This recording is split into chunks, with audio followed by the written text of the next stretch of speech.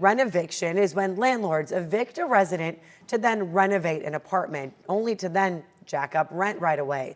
CBS 8's Chris Grow live at a tenant protest in University City with the details of what these families have been going through. Chris.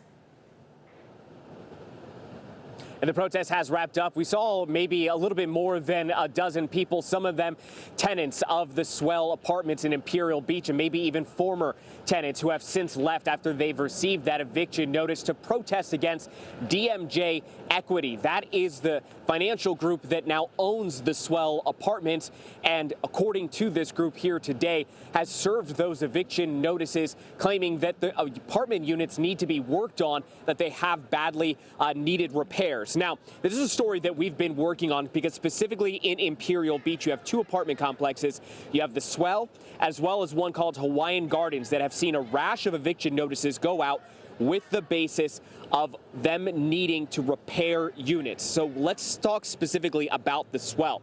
In May of 2024, DMJ bought the Swell Apartments. In January, that is when eviction notices went out, 60 days, claiming the units needed to be worked on. There are 52 total units at the apartment complex.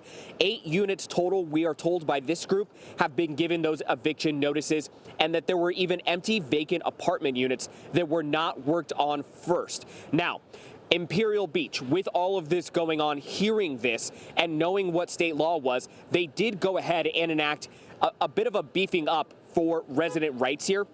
They did go ahead and pass a provision here that says that landlords cannot evict renters for strictly cosmetic improvements like painting. And under the new law that Imperial Beach passed, which still needs a second reading, a landlord must provide relocation assistance to renters who stayed at the property for more than 12 months. Now, the only thing is that this does not apply to those who live at the Swell because it did not contain a provision for a retroactive application. So because all of this took place in January, by the time this law got passed, it was too late for those who lived here, like Robert Lucas, a former resident who has since moved on, who again wants to see this practice end.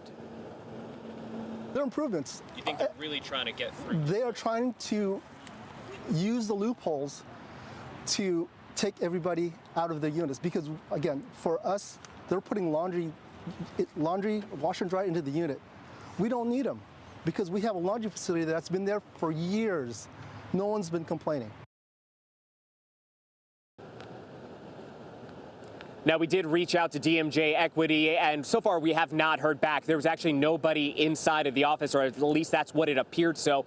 When the protest took place here inside of this business park, they were outside of the business when this protest took place, and the group has since left. Of course, if we do hear back, we'll be sure to update that portion of the story. But for now, we're going to send things back to you in studio.